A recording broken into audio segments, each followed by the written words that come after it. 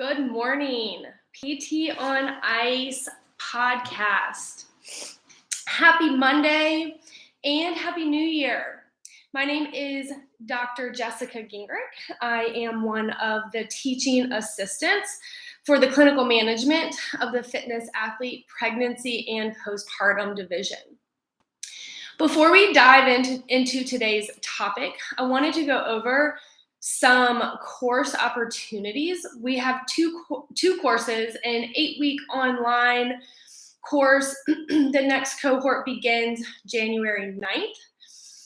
We will be kicking off the new year with a 2-day live course where we teach the internal pelvic floor muscle assessment. And we bridge that with return to exercise.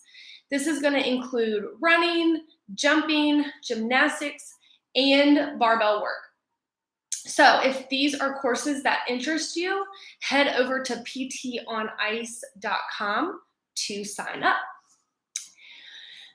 Today, we are going to be talking about the language we use with postpartum clients. We want, and quite frankly need, to start reframing the messages we are sending to this vulnerable and already scared population. They often hear things like, "You shouldn't do that. That may be dangerous." Or, "You will never do that again."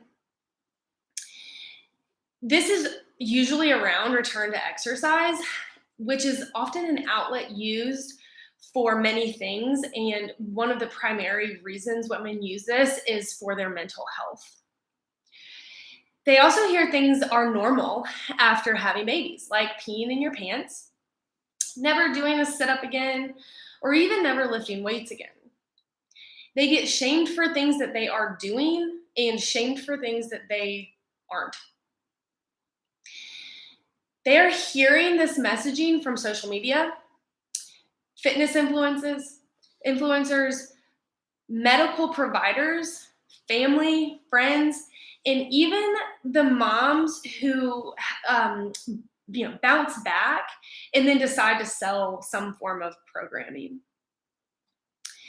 Each and every pregnancy, birth experience, and recovery is different. So different that getting blanket advice around return to exercise is negligent. Another challenge is the family advice. These are people we trust, we love, but when mom or grandma says to their daughter or granddaughter that is newly postpartum that women shouldn't lift or they will give themselves a prolapse, that's just really dated advice, and it's very, very untrue. However, if I heard that from someone that I loved and trusted, I would also be terrified. So, I want to challenge you with 3 things to start saying to your postpartum patients. I also want you to get in the habit of saying this multiple times within their plan of care because they need to hear it more than once. So, number 1. Tell me your postpartum goals. Ask your clients this. Let them answer that truthfully, and then look them in the eyes and say, "Great, we're going to make that happen." Number 2, when your patient says, "I know I shouldn't be doing that," or "I can't do that anymore," ask them why. Is it truly what they believe, or is it just something they heard? Challenging a belief system can be way more difficult than "oh, this is just something I heard or read about."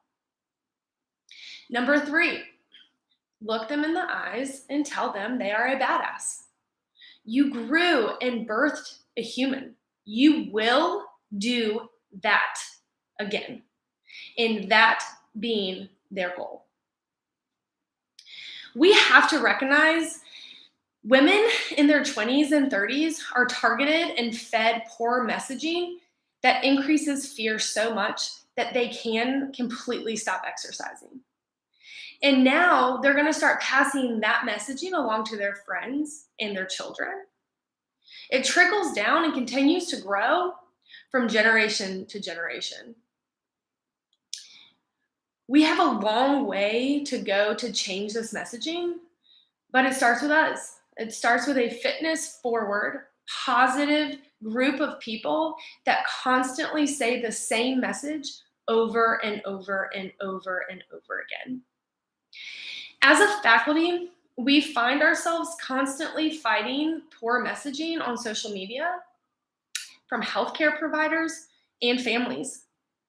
Our patients see this messaging or hear this messaging, but so do we. We are influenced by this messaging just like other people are influenced, other patients are influenced. I know that I've been influenced by poor messaging as well. Let's change this messaging. Let's create such a powerful message to women that when they hear something negative, they just laugh at it.